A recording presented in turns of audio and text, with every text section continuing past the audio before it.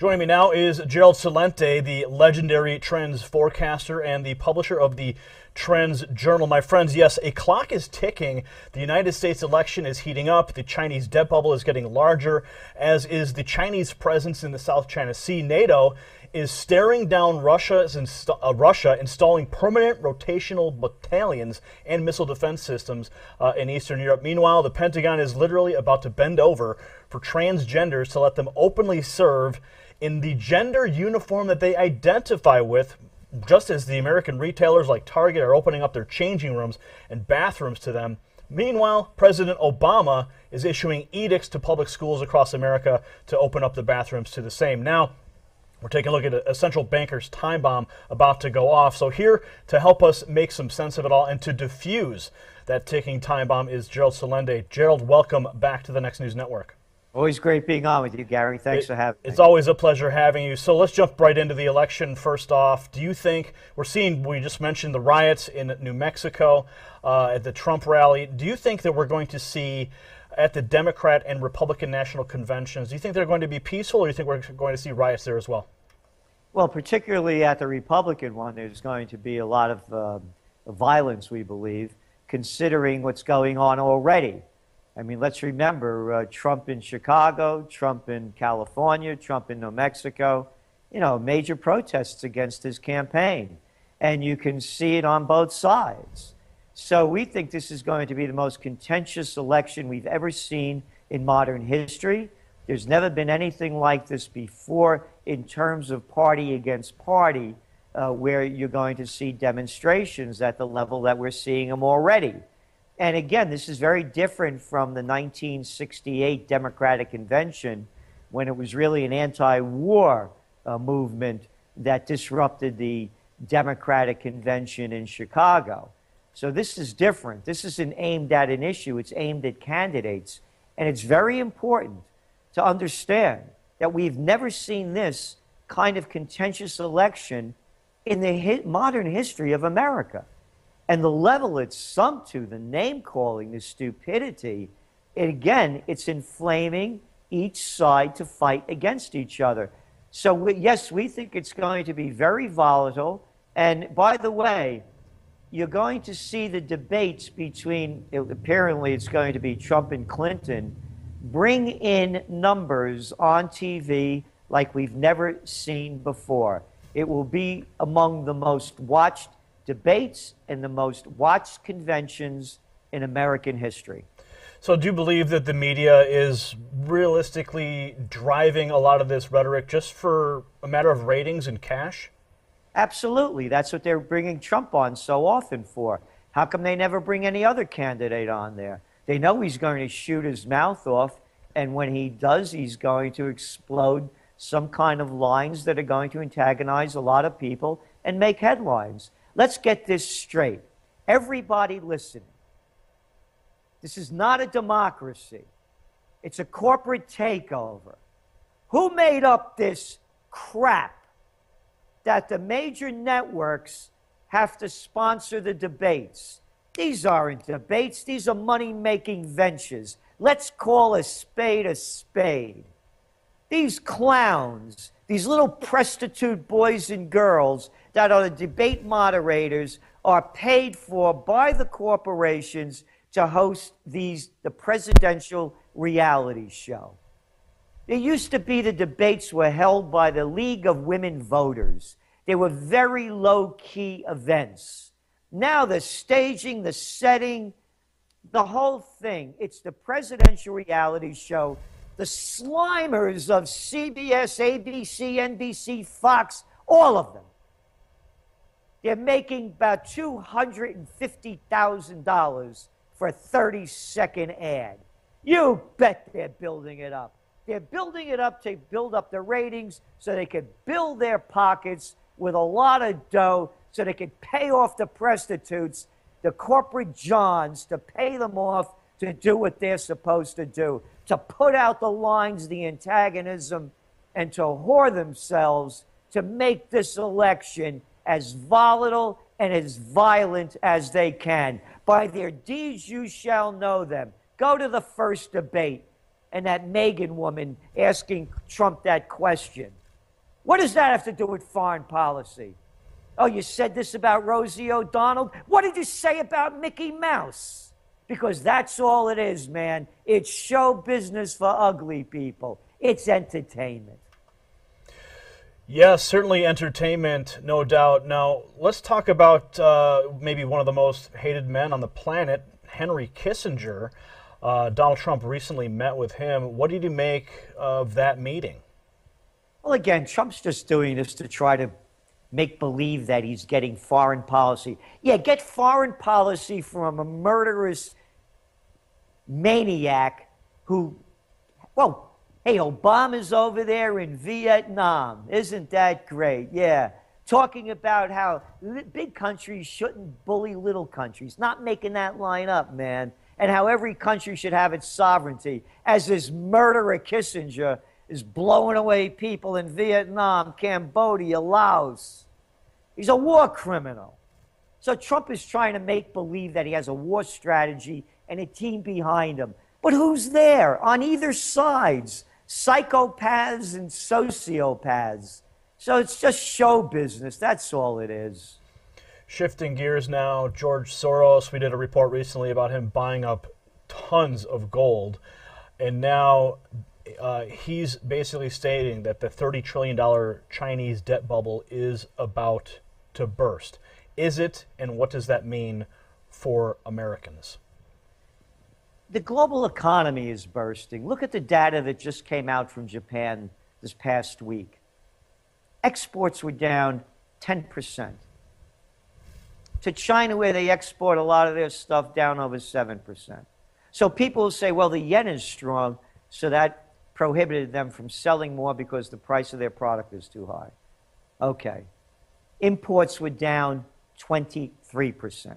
So if you have a strong yen, you're buying stuff cheaply. It's a slowdown. It's a global recession.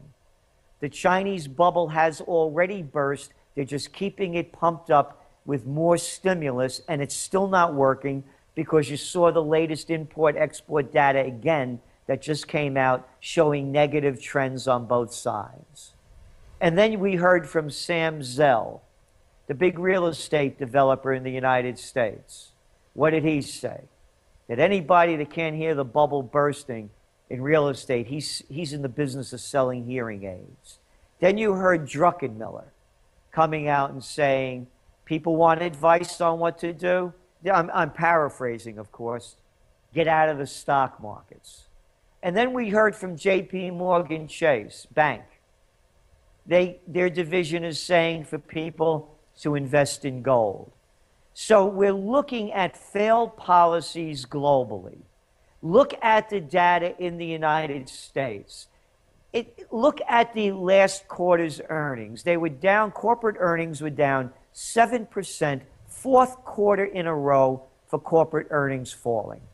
So why would anybody believe that there's a recovery? And we believe that this global debt bubble that Soros and others are talking about, including ourselves for how many years, is about to burst because the central banks have run out of schemes undreamed of. Can't go into deeper negative interest rates. It's not working in Europe. You're seeing the numbers coming in now, 16-month lows across the board in different sectors, and they're negative interest rates, and they've increased stimulus from 60 billion euros a month to 80 billion euros a month, and now they're buying corporate bonds. So it's not working. It's going to explode at some time, and that's why we believe gold to be, we don't give investment advice, and we're not sponsored by anybody in the gold business. There's no advertisements in our Trends Journal. We believe gold is the only safe haven asset to have along with silver. So give us a snapshot then. If that bubble bursts, what will happen to the global market? Oh, the markets are going to panic when they raise interest rates in the States. That's what you're seeing. Because the emerging markets, when they had all that hot money flowing out from quantitative easing and zero interest rate policy, borrowed all that dough. That's what drove the markets up. And that's what brought the commodities boom when it peaked in 2011. Now they have to pay back that debt, as commodity prices are going down in the emerging markets. So whether it's Brazil, Venezuela, Argentina, Chile, Colombia, Ghana, Nigeria, Algeria, name the country, Norway, Australia, Canada, look at their currencies going down. Now, they borrowed all this hot money. They borrowed it in dollars. They raised the interest rates. They have to pay that money back with a stronger dollar, a weaker currency. How are they going to pay it back? They're not. The ticking time bomb that the central bankers have created is about to explode. Now let's take a look at Moody's now, because they just cut Deutsche Bank's credit rating. How do you believe that's going to affect their unsecured debt and derivatives? And they haven't only downgraded them, they've downgraded Saudi Arabia, Bahrain, Qatar. They're downgrading around the world. There's going to be a debt crisis that's going to be at the level of the crash of 1929. We're going to see something we've never seen before in the history of modern economics, because in the history of the world, we've never had negative bond yields. Now 40% of the bond yields around the world are in negative territory, which means, you're really a nice guy, Gary. Loan me some money. When I pay you back, I'm going to pay you back less than what you loaned me because I like you so much. And we've never had negative interest rates that inflated the equity markets to the tune, for example, in the U.S., stock buybacks are hitting a new high right now, over $60 billion a month, because they're borrowing the dough for nothing, and they're boosting their equity prices, and the merger and acquisition activity, these are the only two elements that have increased the equity markets. That's coming to an end. Again, we're looking now at valuation, corporate earnings down 7% this quarter, fourth quarter consecutive down. We're going to see an explosion like we've never seen before. So is the dead cat bounced over in the stock market? Are we going to see stocks going to free fall again? It's hard to tell because it's so manipulated. So again, the whole system is manipulated. It's a rigged game. This isn't empty talk. It's fact. You know that they manipulated the Forex markets, the currency exchange, traded at $5.3 trillion a day. They rigged the LIBOR rates. They're rigging the gold markets. You saw 6 banks convicted of felonies for rigging the LIBOR, the interest rates, and the currency markets, the Forex, and not one head rolled. Because the liar-in-chief who lied his way into office, Obama, that's now playing the legacy game, going around the world saying what a wonderful cat he is. And people forget that when he lied his way as candidate Obama into office, he was going to bring a whole new team into the White House and sweep it clean of the dirty cats that were in there, and instead brought them all back, including Eric Holder. Yeah, the Slimer under Bill Clinton that gave executive, leniency to people convicted for high crimes after when Clinton was leaving office, clemency. He brought him in to watch Wall Street. And you remember Eric Holder. You hold this, Eric. Eric Holder, who said they're too big to jail, didn't convict one major criminal on Wall Street, and now he's working for the white shoe boy firm over there on Wall Street that protects the criminals that he was supposed to bring to jail. So where's it all going? It's going to come down on us. The big guys are continuing to rob and rape us. They're phony. They're propping up the markets with their phony inside deals. Who made this thing up called a plunge protection team? In capitalism, the markets are supposed to rise and fall on their own merits. No, a plunge protection team is when this thing goes down, the cats that are the inside, the ones that hold is holding, yeah, they're the ones that get the free ride out while the rest of us go down. Let's shift gears now to Congress, they recently passed the bill to declassify the 9/11 documents. Saudi Arabia is threatening to sell U.S. assets. And now even the Saudi press is coming out and saying that, well, the United States actually orchestrated 9/11. Now, if the Saudis sell U.S. assets, how is this going to affect the dollar? How is it going to affect the Americans and Saudis? It's only going to affect the dollar to some extent because the rest of the world currencies are so weak. And I mean, what do the Saudis have to lean back on? As I mentioned, Moody's just downgraded their debt. They're now, of course, waging war in Yemen. And Obama, the liar-in-chief, sent American troops to Yemen to help slaughter innocent people in the poorest nation in the Middle East who've done nothing to anybody. And also selling the Saudis some $60 billion worth of weapons so they could slaughter the people real well. So Saudi Arabia has nothing to fall back on because they need oil at $100 a barrel just to break even. And now we're talking about a little below $50 a barrel. So they could threaten the United States and they could cause a little panic short term. But where are they going to go and what are they going to do?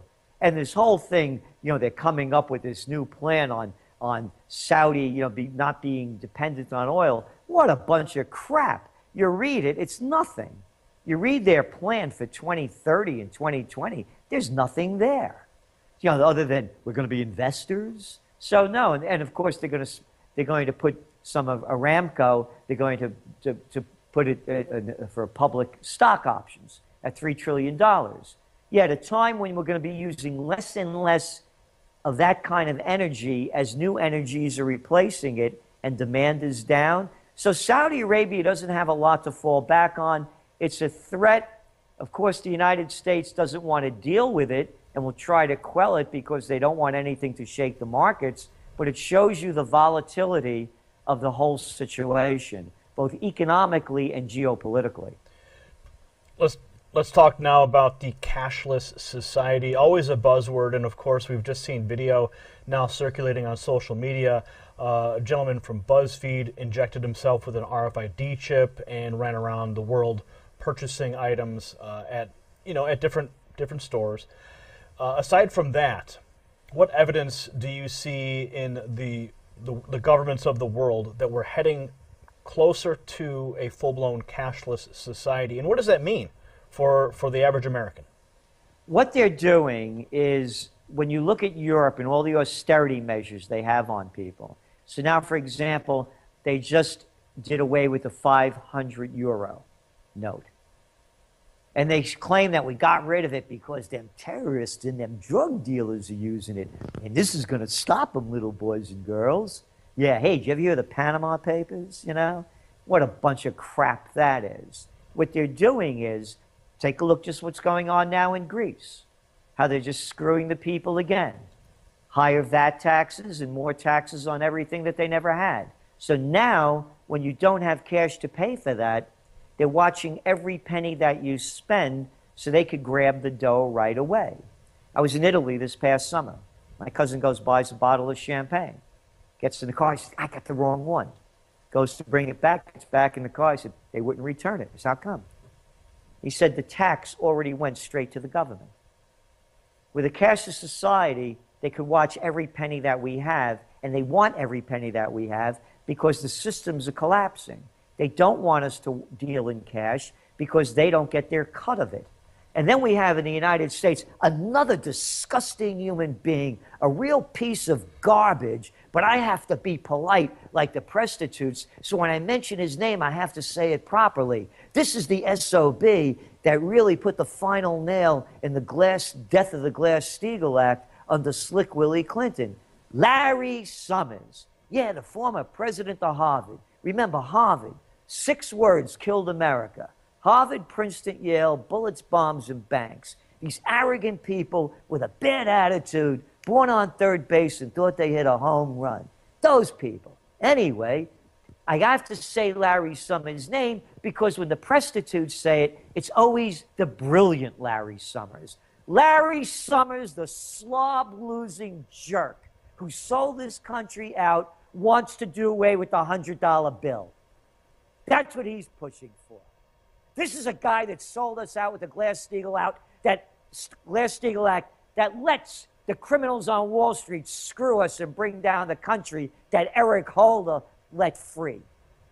Brilliant Larry Summers is saying do away with the dollar because as the economies collapse, they want a cashless society so they could monitor every penny that we spend, so they could grab their dough from it. End of story. Talking now about the retail sector, how do you believe it's doing now after the holiday season? Well, you know, the retail sector, they're saying that, well, you know, a lot of things are going online, and it's true. But when you look behind the numbers, they're not that great. Look at how, I don't understand this. I've never been good at math, failed algebra, barely got out of high school, you know, but I keep hearing from the Department of Labor each month that there's increases in the retail sector in jobs. Yet Macy's, Kohl's, Gap, JCPenney, Nordstrom, one after another, laying off people, closing stores. So the retail sector is flat at best. There's not a lot of juice in it because people are making no money. You know, one of my books, Trends 2000, wrote this many years ago. And in that book, I wrote about the re-extended family. It was a forecast. I wrote it in 1996. You're waking up in the new millennium, and kids are staying at home. They're not moving out. Pew Research study just came out in the last 2 days. The amount of young people living at home that can't afford to move out is at all-time highs. So when you're looking at retail sector, they say things like, well, the millennials, you know, they want experiences and they're not spending it on, you know, retail items. You know, like nobody ever wanted experiences before. When I grew up under a rock, when you have money, you spend it. So the retail sector is soft, not only because of the internet, because the jobs stink. 50% of the people in America are earning under $30,000 or less. Median household income is at below 1999 levels. Home ownership under 35 and under is at 1994 levels. So there's no money to spend among the biggest group in society, the millennials. Gerald, we mentioned at the beginning of the interview about the Department of Defense and the Pentagon moving literally just months away, they've stated, months away from actively allowing transgendered soldiers to serve in the uniform that they feel fits their gender. What are your thoughts on the Pentagon moving into that social justice realm and literally bending over to the transgender community? I believe, if I'm right, the head of the Department of Army, whatever that title is, he's gay. So it's something that's more and more a part of America. And again, I doubt what do we have, about 700,000 transgenders in a country of 320 million people? I doubt that many of them are going to be into the service. And again, you know, it's one of these wedge issues that gets our mind off. Just what we were talking about. The economy stinks. The nation's at war now, going on 15 years in Afghanistan. No end in sight in Iraq. We destroyed Libya. Obama, Hillary Clinton, Samantha Powers, and the rest of the crazy people that supported it, Cameron, Sarkozy, and others. And these are the issues, these wedge issues that they'll throw out a lot during campaign time to get your mind off the other issue, because here's the deal. You look at the polls, Gary, the number one issue among the public in the election, there was a slogan they used to have at all the campaign headquarters back in 1992, the Clinton campaign headquarters. It's the economy, stupid. That's what it's about. So these wedge issues, these other things, become the side issue, but the front issue, and they push the major issue out of the light. So it's going to be something that keeps popping up and down, but on the grander scale, it's not going to play that big a role in the history and the future of where this country is going. And staying on, it's the economy, stupid. We changed our forecast. You know, we made it before Donald Trump got into the election in the spring edition of the Trends Journal back in 1992. Excuse me, in the spring of 1995. And we called it the Presidential Reality Show. This is 2 months before Trump got in. And we said that Clinton was going to win. We've changed that. We believe now, you know, Trump is a wild card and anything could happen. But as it stands now, it's going to be a Trump White House. And the major issue he's going to defeat her on is the economy. Because, and you see, she keeps going into the other areas, the gender issues and other things. He keeps going back to the loss of jobs and putting tariffs on China and other issues and associating her and the Trans-Pacific Partnership between Obama and her husband with NAFTA. So the public at the bottom of the bottom issue is the top issue is going to be the economy, and we believe he's going to defeat her soundly on that issue, and that's what he's going to win on. That certainly is a strong prediction, and I believe you're certainly on track there because the jobs issue is so important. But you know, for some reason, this thing that's going on at Target, it just blows my mind that they've opened up these bathrooms to transgendered individuals, and now they're losing billions of dollars. The stock is sliding. Over 1.3 million people have now signed up to boycott Target stores. How do you think that this overall is going to affect Target, this policy and the backlash? Well, you can see the effect. And again, it never had to be an issue. What, did transgenders just start going to bathrooms, 4 months ago? I mean, if they didn't make it an issue, no, nothing would have happened from it. It's not like there were never transgenders before. So now that they made it an issue, now they have to live with it and die with it. So, it's hard to say where it's going to go. But again, it's not like all of a sudden, transgenders just started going into bathrooms. So by making it a political issue, you can see what's happened. And by the way, that's what America's done at so many other levels. This whole political correctness, which is an oxymoron in itself, because there's nothing correct about anything political. Look at who the politicians are. We have to change that name, by the way, politicians. It covers up who they are. They're usually sociopaths, psychopaths, megalomaniacs, and narcissists. They're the people you hated in college and high school that wanted to be class president and head of the student council, and they're still running on their trip. I mean, we should call maybe, I'm a scum and I'm running for office, maybe. You should change the word from rather than politicians. So they're the ones that created this, and this whole phony political correct culture, as we make an issue of this, but no one's talking about America's slaughter of millions of people since the war on terror began around the world based on lies. So that's what I'm trying to say about wedge issues, rather than we began by talking about the war criminal, what's his name over there, Kissinger. How come he's never been brought up on charges, or George Bush, or all the others that lied us into war?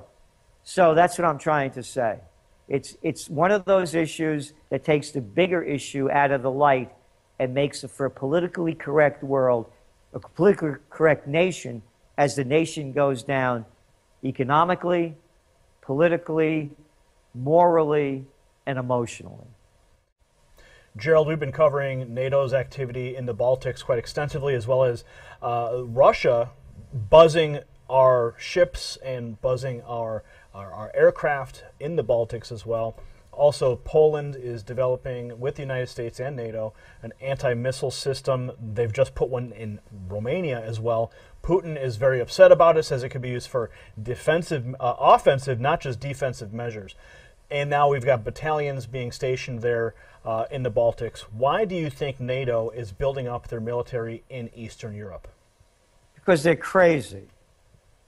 Look what's going on. Imagine if Russian ships were off Newport, where our bases are, or off Pensacola. What would the United States do? Serve them lemonade? You know what the United States would do? They would say that they were threatening and they'd blow them out of the water. What are we doing over there? How many more military failures does the Pentagon have to add up before you could call them a bunch of losers? Hey, you like Vietnam? Wasn't that a great one? Only killed 3.3 million people. Hey, what about Afghanistan? Great victory. Oh, Iraq is beautiful. Love Libya. Was thinking of going there for a vacation. Hey, let's bomb Syria. It's what Eisenhower said. The military-industrial complex. He's a 5-star general, supreme commander of the Allied forces, 2-term president, a Republican. His farewell address warning the American people that the military-industrial complex is robbing the nation of the genius of the scientists, the sweat of the laborers, and the future of the children. I just mentioned to you that we're talking about Saudi Arabia. We just sold them what? $60 billion worth of armaments so that they can now kill more people in Yemen. Look at Obama over there in Vietnam. That's right. Now they could buy all the weapons. He's taken the embargo off. Isn't that great? I hate these little liberals. They are the lowest lives. They are such cowardly little people. Because what they would do, if Bush was doing this, they would all be out there up in Woodstock and other places protesting that the President of the United States has lifted the arms embargo on Vietnam. But when their guy does it, it's cheap, not even a peep. So it's about money. It's about money and madmen. And by the way, things are heating up over there in Ukraine too. You read the prostitute media in America. You know what they say? Russia invaded Ukraine. They repeat that line over and over again. Russia invaded Crimea. Oh yeah, they've been there for 200 years.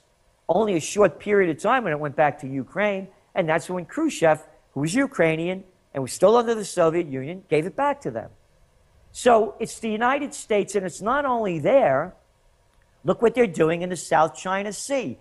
Again, a bunch of losers. I'm tired of these general jerks with their bad attitude telling me what they're going to do to bring victory when anybody that could add up could only show failure. And now they're doing it in the South China Sea, and Obama's there as we're putting military bases back in the Philippines, doing a deal with Vietnam, and now they've also said Chinese jets have threatened a United States reconnaissance plane on a routine mission.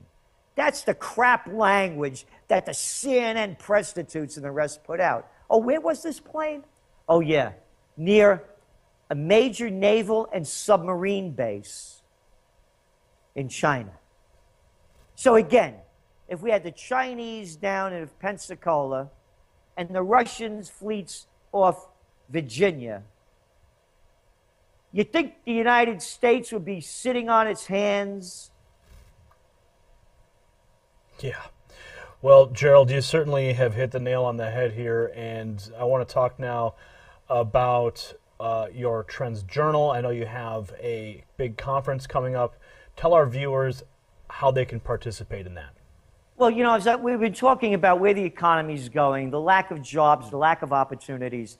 This is an on-trend-preneur conference to get on trend so that you can create your future, whether you have a business, want to expand it, change it, go in a new direction, same with a profession, or you want to start a profession or start a business. So we're looking at new opportunities to develop and gaps that have been left by the bigs as they consolidate more, they let go of other areas. And by the way, we're having guest speakers here, including, if anybody that watches Russia Today, Max Kaiser and Stacy Herbert. And they are really entrepreneurs because they created their own future and developed who they are from other careers, moving in new directions. So they're going to be here as well. It's in Colonial Kingston, New York. We're holding it at one of our buildings, the 1774 Academy. This is where famous people went to school, including the famous painter John Vanderlyn, the Hudson River painter. His work is, it's in the State House in Washington, the Capitol building. Anyway, anybody that wants to find out about it, our website is trendsresearch.com, trendsresearch.com. And Gary, people are coming from Hong Kong, Chile, Ireland, Switzerland, Italy, Calgary, Australia. They're coming from all over the world. These are not like-minded people. They're open-minded people. When we have these conferences, there's a synergy and an energy like nothing I've ever been to before. So if people want to register, and we're filling up very quickly, you call 845-331-3500, 845-331-3500. And of course, the new Trends Journal is out, History Before It Happens. And for people that can't afford the full subscription price, we try to make it available to everyone. Go to our website, trendsresearch.com, trendsresearch.com. And it goes, as you know, far beyond geopolitics and economics.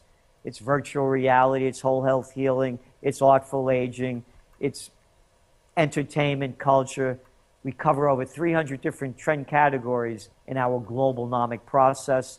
So we try to put as much as we can in different fields in each edition of the Trends Journal. Well, Gerald, it certainly has been a pleasure having you back on at the Next News Network, and we look forward to having you back on again soon. Always great being on with you, and thanks for all that you're doing. Thank you as well. All right, folks, that was Gerald Celente with the Trends Journal. Please go to the website, pick up a copy, and hit that conference and become an entrepreneur. Well, that is it, folks. Go ahead, weigh in the comment section below. Subscribe for updates. If you like what we're doing here at the Next News Network, give us a thumbs up and share this exclusive interview. For the Next News Network, I'm Gary Franchi.